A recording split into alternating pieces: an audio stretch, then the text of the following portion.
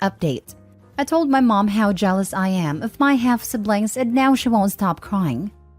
I, 16 male, was born to my mom when she was 15 and I've never known my real dad. My mom didn't drop out of school or anything, and the year after I was born, she started dating Jack. And when they went to university, I obviously got left behind with my grandparents. Mom and Jack got good degrees, got married and moved to Vancouver. My mom's always been in my life. She would still come home every weekend just to cuddle with me and would always give me these nicknames, but calling me her special guy was her favorite one. She'd always bring me back presents and gifts and spend the whole time playing with me. She's the one who paid for my tutoring and after-school stuff and would try and make it to games and stuff like that. Jack wouldn't always come with her, but it was always fun when he would. He's taken me fishing with him a lot of times and we even went camping for 2 weeks together once. But never again because I hate camping. But when I was 10, my mom and Jack had a daughter and then another girl 3 years ago. I don't really know them, especially because my mom stopped coming over as much after they were born. We don't cuddle anymore. We did on my birthday, but that's it. No more cute nicknames for me except for special guy. It's like they all got transferred to her daughters. No more gifts, and the worst part is, she doesn't come to my games anymore. It was okay with me before, because they still had a spare room in their house and I could go there when it's time for university.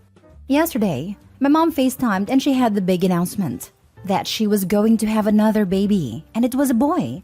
And now she'd have 2 special guys. I guess she saw how sour my face was, because she asked what's wrong.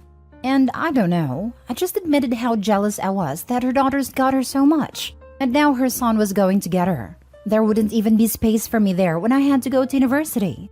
And I guess what I said affected her because she started crying and wouldn't stop and had to hang up.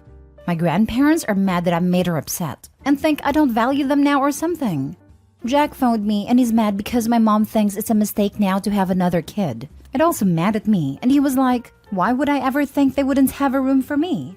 I feel like I really messed up telling her that. And here I am at school writing about it on Reddit because I can't stop thinking about it. Now for the top comments before reading the update. I don't know why all the adults in your life are blaming you, a child, for your very valid feelings about this. They should be trying to make you feel more comfortable and included, rather than try to smother your genuine feelings. Your mom feels bad because she should. She's in her 30s now. There's no reason why she can't be around you anymore. There's no reason Opie should be living with his mother. If she's supporting her own family and having kids, the grandparents' time of raising Opie should be over now. I question why Opie's mom doesn't have him living with her. I was surprised when mom finished college, she didn't move her son into her home. No wonder he feels neglected. I feel like Jack played a big role in why he's not living with them. It's horrible when new partners don't accept children from previous relationships and treat them with love and respect. I understand that the children must also treat the new partner with love and respect. But adults are adults. Children are children. Some adults don't have maturity and so many stepchildren feel unloved. Why couldn't you move back once she graduated and started another family? She can't have her cake and eat it too. Unless the grandparents formally adopted him, then he is still her child. She passed the buck completely and her parents enabled her. Not helped. They enabled the abandonment. It baffles me how people can just leave kids and start completely new families. And now they've decided that he should have suffered in silence, so none of the adults are required to feel bad about what they've done. And now for the update. So I posted on Friday at school, and when I come home, my mom and Jack and their kids were already there talking to my grandparents. As soon as my mom saw me, she gave me such a big hug she actually lifted me up for a second. Which is weird because I'm taller than her now, and then wouldn't stop kissing me on the face and telling me she loves me. I said hi to everyone, and my grandparents had my mom take me into my room to talk to me alone. In my room, she told me she was sorry that I felt like she'd been paying me less attention, and that a new baby isn't going to replace me, and I'd always be her special guy. I started crying, so we weren't able to talk until I calmed down, and then Jack came in and joined us. I just admitted that I felt like I wasn't that important to my mom anymore. And if they were having a boy, then there would be no point in them taking me when it's time for university. And then Jack left because he kind of started crying hearing me say that. And that was weird. My mom told me that she wanted to take me when I was 13 and going into high school because she thought that was the best time to do it. Except she argued with my grandparents about it a lot, and they said it was best if I stayed with them. Then when my mom took me to a game, she saw how much fun I was having with my friends and thought they were right. When I said I wanted to go to SFU, she and Jack were happy because it meant I would be with them when I graduated. When I asked about the spare room that was meant to be mine, she admitted that they hadn't thought about what would be the baby's room and would have to figure something out since they aren't giving up my room. My mom told me she'd come and take me every weekend because she said it was wrong that she started paying less attention to me but thought it was okay because I was independent and had my grandparents. She said that she wanted me to spend my breaks with them as well. I don't want to leave my high school, but my mom said I could do that for my grad year if I wanted to move in with them earlier. I did have a talk with Jack too, and he told me that he was glad I confessed everything and that his parents got mad at him for not telling me that when he called me. We did all have a fun weekend together, except my grandparents because they don't leave the house due to COVID. And I do want weekends to keep being like that. I don't know if I'm allowed to keep doing updates here, so this might be the only one. But hopefully this will help calm down everyone who keeps messaging this account for one. Seems like a lot of his grief could have been prevented if the adults had asked him if he wanted to remain with grandparents or go with mom, or even at least explain to him the reasoning behind him not going. Absolutely. I remember reading in the comments that their decision to keep him with his grandparents was supposedly fueled by a child psychologist recommending against removing him from the environment he was used to. But he was like 10 years old at that point. Shouldn't they have taken his opinion into consideration? Truly a sad situation for OP. I hope things turn out well for him. A psychologist told my parents to make me homeless when I was struggling as a teen. There are some bad ones out there. A psychologist told me a few weeks ago, during a first appointment by telephone where it was clear she was driving and not paying attention to me, that I couldn't have been diagnosed as being on the autism spectrum because I seemed fine to her, and I just needed to go out and meet people. Then she recommended I read a book on Freud and ended the session 20 minutes early. So yeah, some therapists are absolute joke. I'm glad about the outcome, but I despise how the first reaction after a teen voicing their feelings is anger and guilt-tripping from all adults involved. The kid is 16, voices how he feels and why, and stepdad gets mad, grandparents get mad and jealous. It's infuriating. Also, no one ever communicated with him. At least Opie learned that skill. I couldn't agree more. The poor kid was basically left alone to feel like he was the one who did something wrong, when all he did was voice his very valid feelings. Every adult in the story, not just the mother, should seriously apologize to him for how they reacted to this whole thing, and I really hope they all learn to communicate with OP better. It could have been just a choice of word by OP. However, if his mom actually said, "I'm sorry you feel like," that's such an a-hole thing to say. You're basically saying I don't agree with how you're feeling.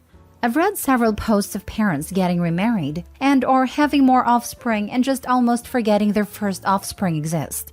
Like they think they can get a total do-over at being a parent, and are Pikachu shocked when their offspring voice displeasure. Yes, lady, your son who you have kind of forgotten about is not gonna be exactly thrilled when you tell him you're gonna have another son when you barely interact with him as it is. Then in like a decade or two, the parents are gonna be shocked that their offspring wants nothing to do with them and just have no idea what they did wrong. Last story. I don't feel guilty about the loss of my sister's son. So I, female 24, was 7 or 8 at the time this happened. My older sister Susan, 37, was 20 or 21 and she had a newborn baby. Our mom was at work at a time, so it was me, my sister, and the baby at home. We didn't have a dad, and all of our relatives live in another country, so we were at my sister's care. My sister was always someone who likes to go out with friends, to parties, and wasn't often home, until she was pregnant and had the baby. So, she only could go out and have fun when our mom had a day off. Our mom was always understandable of my sister, being that she was now a single mom too as the baby's father bailed out, and Susan missed her friends and her previous lifestyle, but was also angry sometimes because her day off was spent babysitting my sister's child, cleaning, and cooking.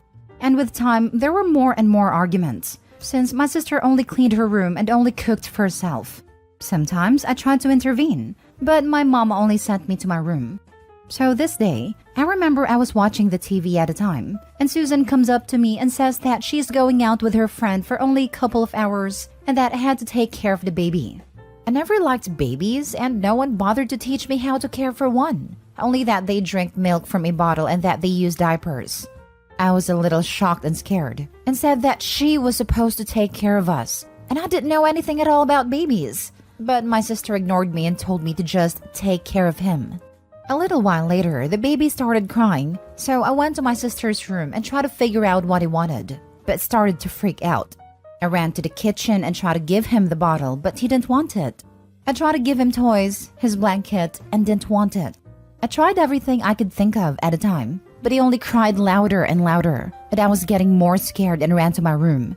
I put on headphones and hid under the covers and hoped that either Susan or my mom would come home soon and fell asleep. When I woke up, my mom was already home and was calling Susan screaming, but she didn't get home yet. And there was an ambulance and I was really scared again because I understand nothing at a time. And my mom came up to me and hugged me and asked where Susan was, and I told her what happened. It was noon when my sister left, and early night when my mom came home, by the way. I could tell that she was angry but tried to not show it. She asked if I knew where she was, but I didn't.